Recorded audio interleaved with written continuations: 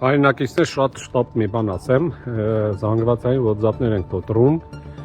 ճիշտ ասած դեռ հասկանալի չի ոնց, վերականգնելու process-ը չի ստացվում դեռ ոչ, կոդերը բաները չի գալիս,